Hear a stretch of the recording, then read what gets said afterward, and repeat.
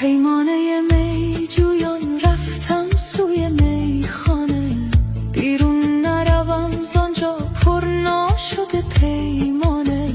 شیخانه مناجاتی رندان خراباتی، جوین تو را جانا در کعبه و بتخانه.